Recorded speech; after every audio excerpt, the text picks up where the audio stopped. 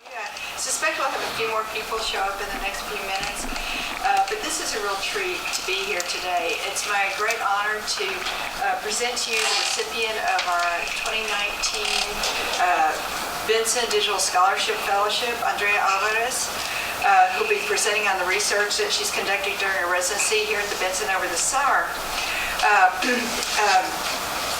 Andrea is pursuing a Master's of Architecture at UT Austin School of Architecture, where her work focuses on, I'm sorry to read, but it's most accurate this way, where her work focuses on historic preservation, design, and conservation techniques. She holds a Bachelor of Architecture from the Universidad Central de Venezuela, from which she graduated with honors last year, 2018. During her studies, Alvarez worked on researching and cataloging various Venezuelan and Latin American modern buildings as part of her thesis. Introducing our Digital Scholarship Fellow's work is Professor Benjamin Ibarra Sevilla. Ibarra Sevilla is an Associate Professor of Architecture and Historic Preservation here at UT. He's also Program Director of Master's Advanced Studies and the Program Coordinator of the Master of Science in Historic Preservation, which is why he's busy all the time. That's a lot. He's an architect who graduated from UNAM, Mexico City, and holds a degree in conservation and restoration of built heritage from the Excellence Program of the Carolina Foundation and the Universidad de Alcalá de Henares, Spain. So, welcome to you both. I'll turn it over to you, Benjamin. Good afternoon. First, I would like to thank Albert and LLILAS, of course, for giving this opportunity to Andrea, who's a really good student at the School of Architecture. And I'm really honored to be here and to have the opportunity to introduce the work that Andrea has been doing during the summer, and I also actually a little bit beyond the summer. So just to give you a context of what Andrea is going to be presenting, I'm going to be showing some slides of buildings that have the type of structures that are involved in or included in the manuscript that Andrea studied. She will be much more detailed on the research and what she has done, but I wanted to give you a context of how this is applied in the real world. So, Carpintería de Blanco is a term used in architecture and carpentry to refer to the construction of wooden roofs and ceilings. These structures use mudéjar art embedded in the surface, and most of them were built in medieval and Renaissance times. The craftsmen and artists that built this type of structures were from Muslim origin, and used these construction methods for Islamic and Christian temples and buildings.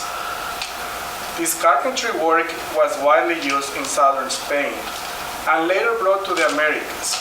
The master builders that came to this continent in the 16th and 17th centuries brought their knowledge with them and applied their techniques when required for religious and civil constructions. Carpintería de Blanco is recognized for the intricate patterns that form the structures. What is fascinating is that the patterns follow rigorous geometric principles that are also tied to construction principles. The constructive could not be understood without the geometric, and the geometric without the constructive. The results are not only beautiful ceilings, but also stable structures that are integral to the rest of the constructions. Within the study of Carpintería de Blanco and this type of structures in Latin America, no one can miss the name of Fray Andrés de San Miguel. His real name was Andrés de Segura de Acuña, and he was born in 1577 from a poor family in Medina, Sidonia in Andalusia. He sailed to the Americas in 1593 at the age of 15, returned to Spain, and re-emerged in the early 1600s as Carmelita friar in Mexico City, where he took the name of Fray Andrés de San Miguel. Fray Andrés has been identified as a curious man with interest in different disciplines: a sailor, an architect, a hydraulic engineer, a mathematician, and because of his writing, also an author of treatises. He has been known for his passion for architecture, and it has been noted that he rejected a promotion with the Carmelitas order because his inferior position afforded him time for reading and allowed him to be involved in the physical maintenance and construction of buildings. For example, historians link Fray Andrés to the design and construction of Convento del Desierto in Santa Fe in 1606, and the Monasterio de Querétaro in 1618. His involvement in the development of the Convento de San Ángel in Mexico City, built in 1615, seems to be so relevant that historians have considered this building his masterwork. His legacy did not end there. Between 1629 and 1632, he was involved in the construction of monasteries in Celaya, Morelia, Salvatierra, and other parts of Mexico, and also a bridge over the Lerma River. The manuscript by Fray Andrés de San Miguel has attracted numerous scholars who are interested in its content and the context in which it was created. For architects and historians, this is a very particular book because it's one of the very few that addresses the exercise of the discipline of architecture in colonial Mexico. The document comprises technical and architectural drawings of buildings and bridges, mathematical tables and illustrations, schematics of equipment such as pumps and pendulums, and other drawings. This manuscript, like many other of the time, does not seem to be organized, an organized written work, but rather a compilation of various subject matters. The work projects his interest in the study and application of geometry and arithmetic on building construction as an overwhelming motivation for his work. Many other manuscripts were created in Spain around that time. Those include the manuscripts of Alonso Pandelvira, Hernán Ruiz, and the Catalan Josep Gelabert, just to mention some of them. But those manuscripts focused on stone cutting techniques and masonry construction. Andrés de San Miguel manuscripts distinguishes itself because a good part of it focuses on Carpintería de Blanco, which, as stated before, finds its roots in the Islamic Spain and deals with woodwork. Because of the content of this manuscript, it is that it's usually compared with the document created by Diego López de Arenas, the Breve Compendio de la Carpintería de lo Blanco y Tratados de Alarifes, written in Spain in 1633. Both books address similar topics and aim to a public that is within the discipline of architecture or construction. In addition, both books were written to describe how wood building components were built.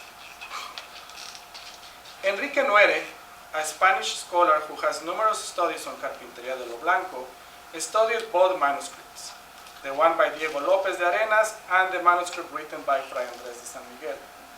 After his study, Nuere published a book named La Carpintería de Lazo, lectura dibujada del manuscrito de Fray Andrés de San Miguel. In this work, Nuere points out that even though both manuscripts were written almost simultaneously on opposite shores of the Atlantic Ocean, each author provides a different approach in their writings. On the one hand, López de Arenas was a specialist who devoted most of his time to solving the problems that the carpenter faces when making this type of work. Therefore, his manuscript is the result of his experience as a carpenter. On the other hand, Nuere deduces from Fray Andrés' manuscript that the friar had limited knowledge about carpentry when he arrived in America. Nuere proposes that his knowledge was acquired from other texts preserved in the Carmelitas, or from teaching received directly from carpenters during the construction works in Mexico. Furthermore, Nuere even disputes certain methods used by Fray Andrés de San Miguel in the development and execution of certain structures. He argues that Fray Andrés de San Miguel manuscripts is more a research work than a summary of his professional practice as a carpenter. However, Nuere claims that Andrés de San Miguel manuscripts became a valuable element to contrast that allowed him to reevaluate what he learned from López de Arenas' writings. The manuscript of Fray Andrés de San Miguel is a Latin American jewel in which many of its secrets are still to be revealed. In this context, the work by Andrea Alvarez that is going to be presented aims to open a new chapter in these investigations. Her groundbreaking research is an initiation to the explorations of the use of digital technologies of the 21st century that help to unfold selected aspects of the 17th century manuscript, especially those that attain to the relationships between construction, geometry, and architecture. Her work is seminal work. It's an initial effort to open new paths for the contemporary visualization of this valuable document, exploring implications, challenges, and opportunities that digital technologies offer us, so we can understand better the content of the manuscript and the legacy found in this way of making wooden roofs. We are very, very fortunate, I have to say that we have Andrea in the School of Architecture. She's, of course, as you will notice, an excellent student who has excelled with the work developed for her fellowship with LLILAS. The evidence is here. You can see it there on the table, and you will be able to appreciate it in her presentation. So without further ado, I let Andrea take over and ask you to pay attention to her excellent presentation. Thank you. Thanks, Professor Benjamin, for your words, for your introduction, and for all the support you gave me for completing this work and this research. And thank you all for being here today. And thanks to LLILAS for making this all possible. It's like Professor said, I started this research the past summer when I was selected as LLILAS Digital Fellow. And over the course of a month and a little more, I developed this project, which main objective was to take the manuscript, this most valuable 17th century document, and try to reinterpret it using current architecture tools that nowadays architects use to project their work. And that means taking it and taking the representations in the manuscript and actually produce models using software of architecture. So my presentation is going to be divided in what I think were the 3 parts I can say that my research went through in order to produce the 3D models. The first one is research, which I'm mainly going to talk about some sources that Professor mentioned, the manuscripts, and what I took from each, and how can it all came together from that point to the 3D models. The digital construction part is about actually taking the manuscript information and putting it in the computer. And actually, I want to emphasize that is what I did was build the structures in a digital environment. But it was I tried to replicate the process of building the structures like it is in the real world. And finally, the production is the 3D printing process itself, as well as the manual assembly of all the elements. So the first part was research, and I spent more or less a week analyzing and just finding what each source can provide for this project. The first one and most important was, of course, the Fray Andrés de San Miguel manuscript. Like Professor said, this one was about, this one is rigorous, mathematical, very descriptive, and focused on the theory of it. This was a very common practice in carpentry, and this manuscript sort of took that and like made it, describe it to the full extent, and with all its proportional systems and all the math behind it. The second one was the manuscript by Diego López Arenas, and this one is the Spanish manuscript. And this one was different because it was intended for a different audience. This one wasn't about the theory, this one was about building the actual structures in wood and working with wood. This one was a little more hands-on. And for me, I had to use both, and both between these two had a complementary nature, because yes, I was using a digital environment and I needed the precision, but I was putting something that was just lines into an object, a digital object, but an object. So I had to build it, and this information was crucial for that. And lastly, the Enrique Nuere's book, Carpintería de Lazo, he was my president of someone that studied these two manuscripts and put them in a comparative state, but he took what Fray Andrés described in words and put it step by step in drawings that then I could take and expand on them in order to create the models. So the second part was the actual building. After like letting all that information sink, now I felt prepared to build in the computer. And I want to emphasize that I call it digital construction because in the computer you can sort of model as if it was like a structure and having pieces run into each other and overlap. But the challenge was to replicate the actual construction process, so that could not happen. And I had to go in and actually treat each piece in the computer as if it was solid and try to make them fit with each other. And that was like the closest I could get to the builder's experience, and in trying to find their challenges and trying to imagine just what it would mean to do that without the precision of a digital environment and with wood. That was a revealing process. So the manuscript, I just want to talk in general of what it talks about. Like Professor Benjamin said, it's about the patterns that come from Mudéjar architecture, but the unit from which everything is created is called rueda, which means wheel.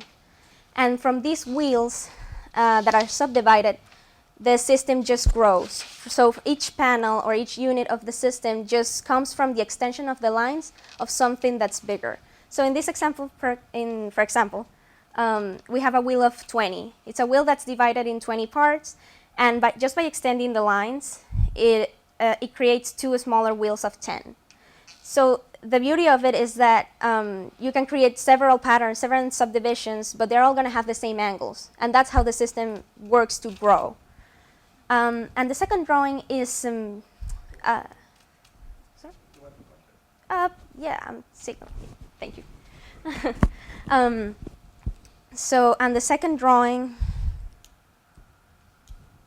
sorry. Oh, yeah, sorry. The second drawing is about Nuere's, it's found in Nuere's book, and it's about all the different kinds of wheels that exist and that Fray Andrés in his manuscript described in words, but he didn't draw all of them. He drew one, and that's the one I'm going to be focusing on because it's the most basic and the most common one found in the structures in Mexico. But all the way from the 7th division all the way to 20, each with its angle to be built with. And again, Fray Andrés described all of this in word, but the value in Nuere's book is that it's a visual aid for me to actually build upon. And this picture reflects just how precise, even if it's in words, Fray Andrés got to describe each division and each angles that create the different structures. So for me, it was vital to have such precision because in a digital environment, I need that in order for things to fit. And just thinking about how he managed to find all of this very precisely in the 17th century, for me, it's just, it was vital and it was also impressive. So that's the general aspects of the system. So I'm gonna talk about the unit.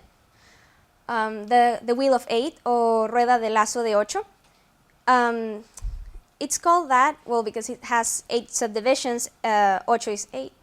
But it also, the word lasso alludes to like the ribbon, like how the wood is treated as a ribbon that goes through a weaving process, such as like a fabric.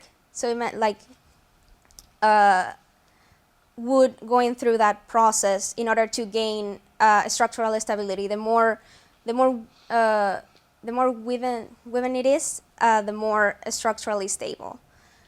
And that is exactly what forms the patterns. So again, he only drew this, which is the wheel of 8, and that's the first drawing that he shows. Then the second one, okay, the second one is about what I was saying earlier, how the woods, the pieces of, okay, I'm just gonna show it in the laptop. The pieces of wood extend and create other shapes to continue the structure. And the third drawing is about, okay, so what happens when we put where we're not talking about one, but we actually have 4 of these coming together. There's an intersection, and how do you solve that intersection? It's another kind of piece called cuadrilejo, which means 4 wheels. And yeah, the first page is just, at this point in investigation, I'm just realizing how many parts there are, how the intersections are solved, and how it grows. But so far, I'm dealing with lines in the computer. And that's kind of what this slide is about, all the phases of drawing just that very first module, because once you have that, it's very easy to grow based on that.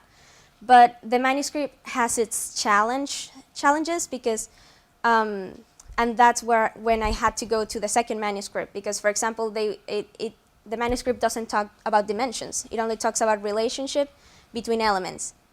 And I had to go and find with other sources the width of the wood that at this point are just lines, but I knew that at some point I'd have to create a solid piece out of that. Okay, so I just want to say that this anatomy of a wheel of 8, I wanted to point that Fray Andrés is very rigorous about naming each component of the wheel and sort of generating each piece out of another out of the center or out of another piece. And that was one of the challenges, because when in ingredient work, when they're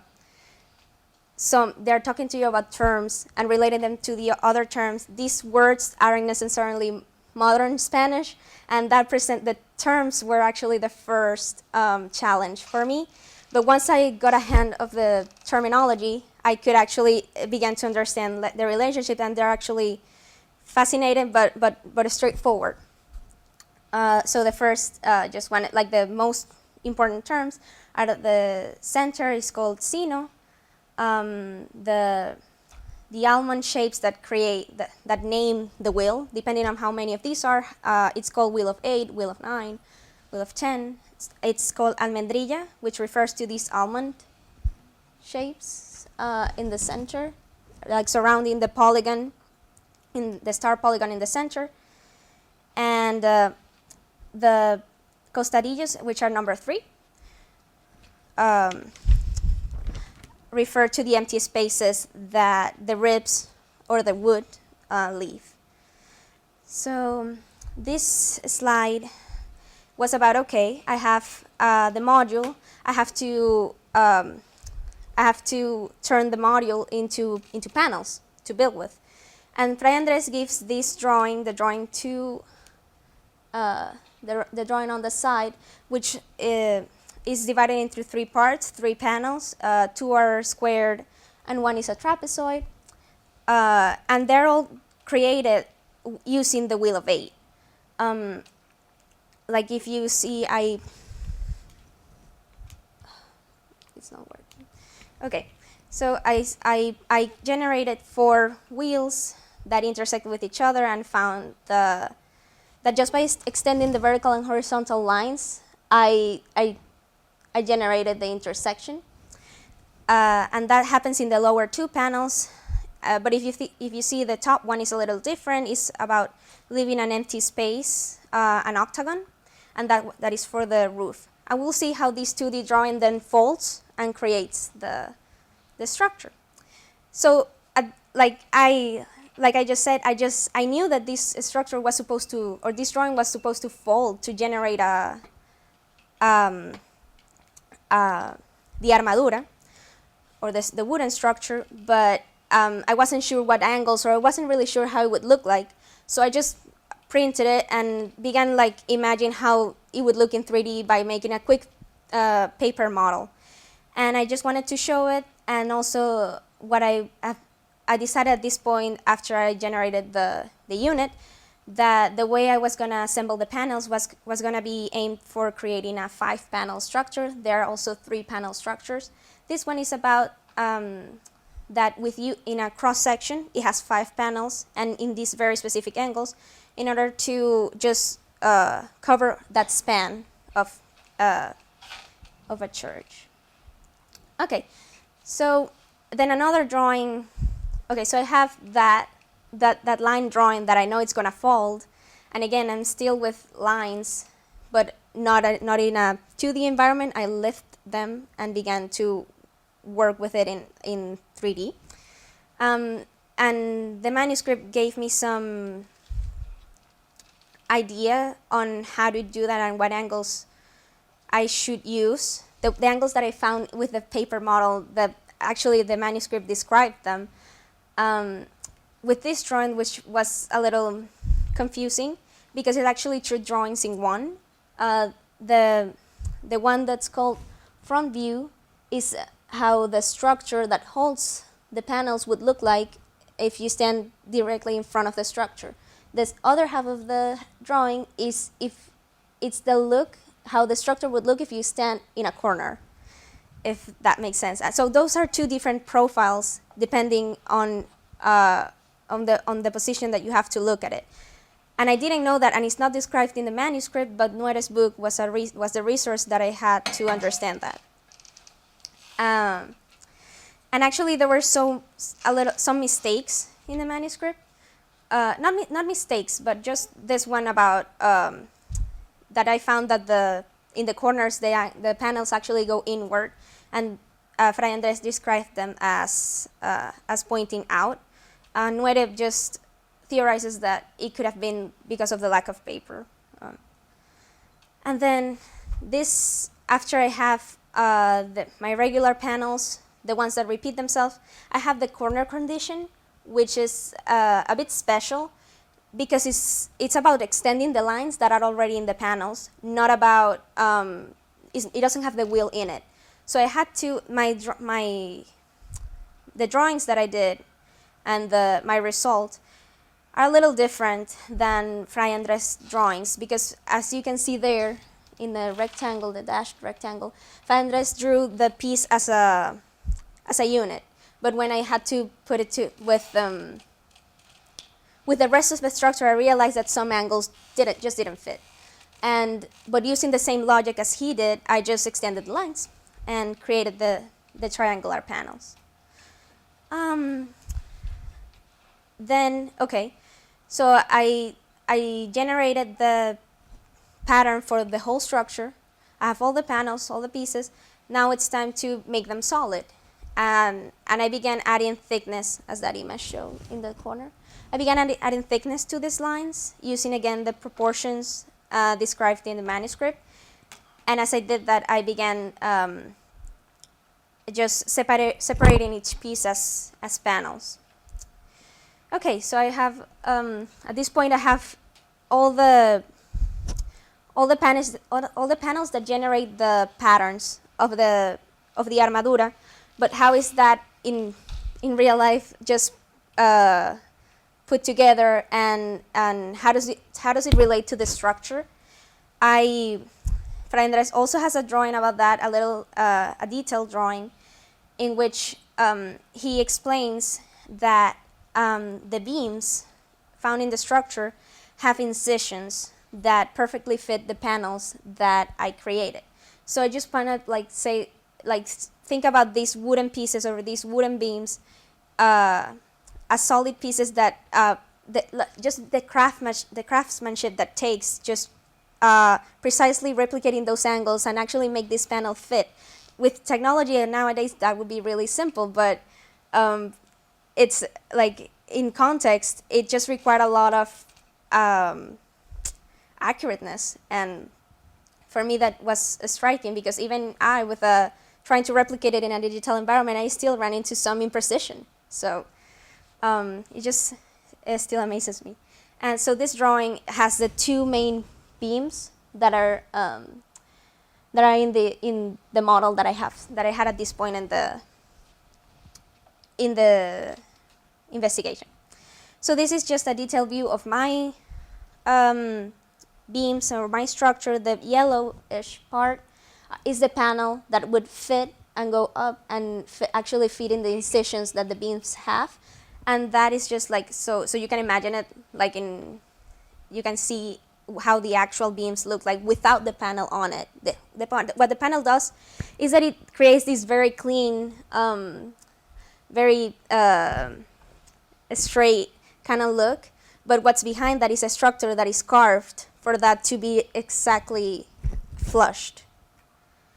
Okay, so after generating that structure and all those incisions that my panels would generate, I start to catalog and just differentiate the types of panels that they exist, because even though they could have the same pattern and they were built using the wheel of 8, their position within that armadura or that structure changes the angles at the ends. How they meet with the neighboring panel, it changes the woodwork that would have to be done. And of course, if I'm 3D printing, I need those angles to match perfectly. So yeah, this, for example, number 1, like it's a lower panel that has the same pattern as number 2, but the fact that one is in the lower level and the second one is a little bit on the top with different neighbors, different angles. That all means that it's a different kind of panel, even though it looks the same. And then the ceiling one, it has a different pattern all on its own, the cuadrilejo that I talked about. And then the end, that's in the middle of the structure, and then the end condition has, again, its particular set of rules and different neighbors. This one has, for example, the top one has the relationship to the roof, and then a relationship to a triangle, and then on the lower side to a trapezoid. That's all.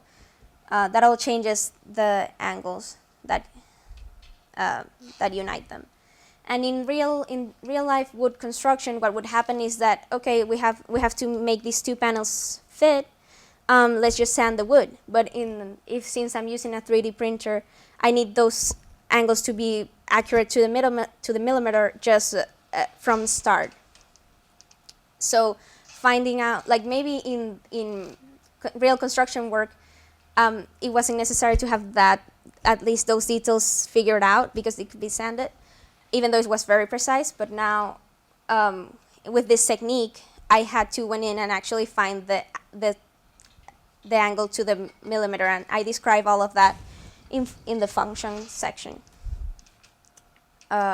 These are the triangular panels that I said don't follow the wheel of 8 pattern, just because they are an extension of the lines of the neighbors, which are trapezoids and 2 squares.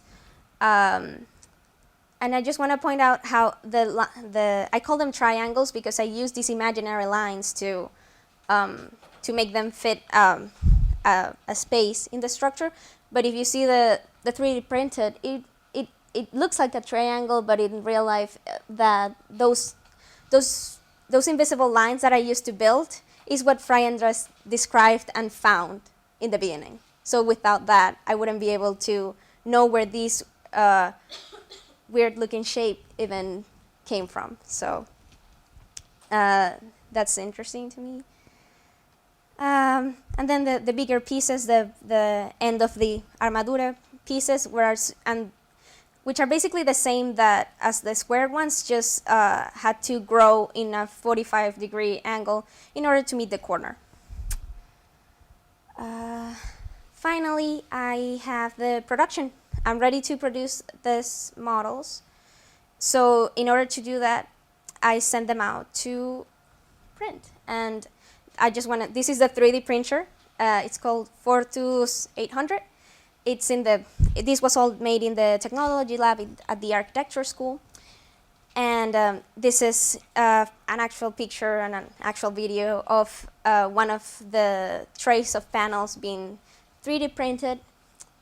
At this point, I just want to say that what it's printing right now is really flat.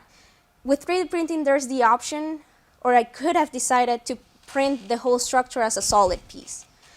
But we decided to print each panel just as a building exercise, because I felt like it would deduct value to just print the final outcome and that's it. But actually going through the process of assembling it by hand, I felt like that would add to the research. So I print each piece, and this is how it came out of the 3D printer. And on the one hand, we have what it's called white versatile plastic, and the parts that are a little bit grayish in the middle parts, it's called support material. And what it does is that it holds the plastic or the solid part together while it's in high temperature or while it's printing, so it won't move. But once it cools down, it's disposable. So, and I just want to make you aware of how much it accumulated in those little tiny incisions that I tried to replicate in the beams and in the structure, because they were so small that it was a kind of a struggle for the printer to hold them together. But that was okay. It printed perfectly. Now it's time the second part is about getting rid of that support material because it's not necessary and it's not part of the model, it's just part of the process. And it goes into this eco wash, that it's a soapy solution that it's supposed to melt down that support material. And this is a process that takes about 4 hours. And it took maybe 12 trays of like this one with all my different pieces that you're gonna see in the model, maybe 12 trays and each 4 hours, so you can see it was a process that took weeks. So finally, I had all the pieces, and fortunately I had that catalog that I did so I wouldn't get lost, because they're pretty similar. So with all the pieces at hand, I just proceeded to assemble them. Because in theory, it was supposed to be a very easy process and very precise, because if the incisions are correct, the panels should just snap. But it wasn't quite like that. Because it's still 3D printing, and at this scale, presented its challenges, and I'm going to explain that in a second. I have a video.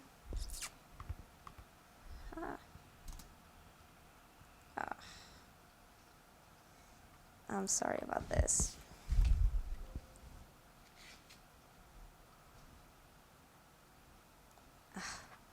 I'm so sorry. Okay, there we go. Okay, so this is me assembling just a portion of the model, 4 beams, 3 panels. Basically, what in repetition, this is what creates the armadura. And we can see the little incisions I was talking about in this model. And the first panel was really easy, just snapped. You saw me there using super glue just to make a durable model for to give to LLILAS. But it was just about, I mean, I could have just snapped it and it would have stayed in place. That's how perfect the structure is. The second panel was a little bit more of a challenge because the smaller incisions of the top had accumulated support material, and I had to go in and with an X-Acto knife and remove all the extra support material to actually make the panel fit. You see, just a little bit. So yeah, that just puts in perspective how precise it needs to be, and even with 3D printing and the work in the computer, it still has it always will require some level of craftsmanship. So these are some process pictures. This is the bigger picture on this side. It's is that four beam 3-panel part that I was assembling in that video, and then I just repeated the process with the trapezoids and with the ceiling part that you see, that little square piece, that's the top part, to create to create the final model. And this is just a picture of the final outcomes. The most important one is the armadura, or the full armadura model. I can go there and explain it better, but it's basically half of it is fully done, how it's in real life construction. The frontal part has only the structure, so you would be able to see the incisions that I've been talking about, and it has a mirror, so you would be able to see the structure all the way to the ceiling. This model, this smaller piece on this side has 2 panels and the beams with all the names. Remember how I said the terms were a challenge? I think it's a vital part of the woodworking and in Carpinteria de Lazo in general to know these terms. So and it also it's like a representation of a part of the process of this research that was just super important for me to know. So, and I actually had this drawing in a informal version in my notebook where I keep constantly looking into the terms until I finally memorized them. So it's also like a testimony of the work process. And the last model is it's a detail model of the rueda, of the wheel of 8. It's just half of it, but you can see the pattern form. We'll see it in a second. How the star polygon in the center generates the rest of the subdivisions, and it's actually an interactive model. It's supposed to you're supposed to be able to touch the pieces, feel them, know the amount of angles and the amount of just precision work that took cutting these pieces in and treating them as wood. And that's my presentation. These are the sources that I used, and I just thank you again for being here. And if you have any questions, I'll be happy to answer all of those and to show you the models with them in hand. So I welcome you to go ahead and look at it. Before we head over, are there any questions for Andrea or Professor Ibarra? Does the book talk about the construction process? How the manuscript, Fray Andrés manuscript, yes, like it talks about the construction process, but mostly it's more about the dimensioning, so you can cut the pieces. So you have to know the dimensions to cut them, but it actually also talks about how to assemble them, but more the other manuscript, the Spanish one. The question. Can you give us a little bit more information in terms of, so this is all wood, right? Really thin wood paneling. And I guess my question is, how did they get it to interweave? Did they interlock them and then unite them? Or was it all carved out of one really thin piece of wood?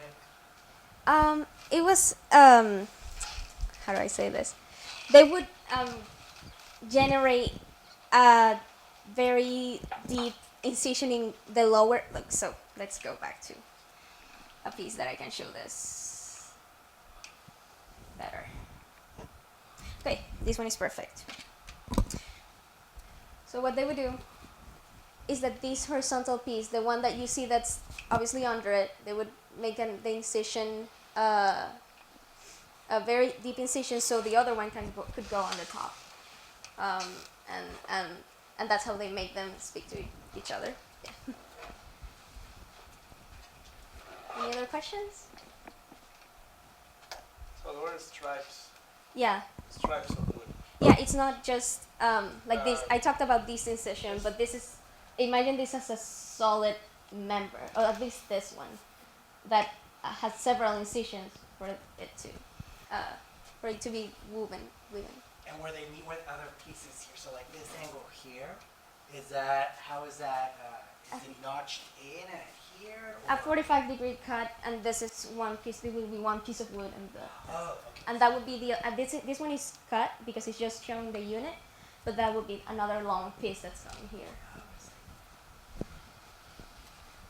No problem. Thank you. How were they, I mean, were they glued or nailed ever, or is it just the wood's structure itself and where it's notched, that's what's holding it together?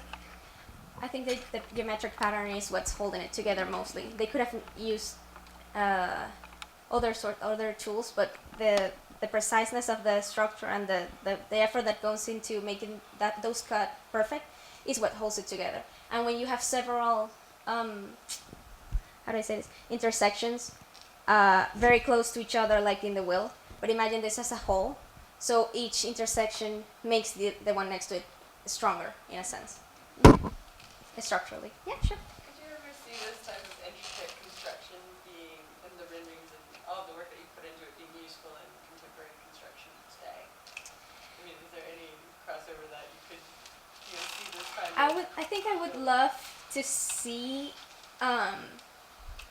this level. I cannot think of an example of a contemporary similar project, but I would love to see in contemporary architecture just this union between design and structural stability. Like by doing one, you are making stronger the other. I think that's what's valuable about these kinds of structures.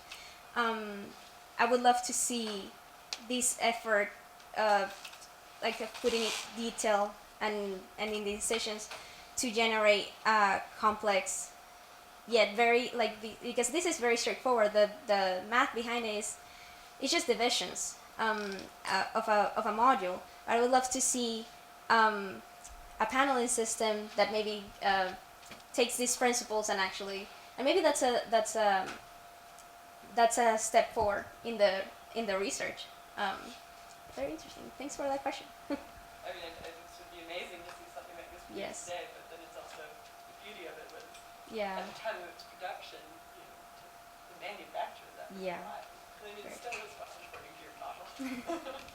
Yeah. I have another question. Sure. Is there any inkling in the manuscript in regards to who would be doing this physical work or the actual construction of it? Sorry, can you repeat Yeah, that like who question? would actually, like during that time period, who would be doing the actual construction of these types of... I think the carpenters, the woodworkers, because in that period of time, the carpenter had a way more important role in construction, similar to like what we call today a project manager. Like it would be or an architect.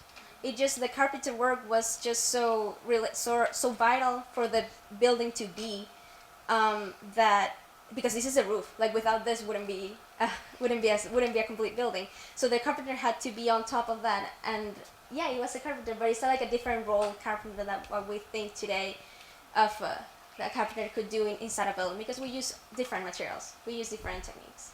That's the main difference.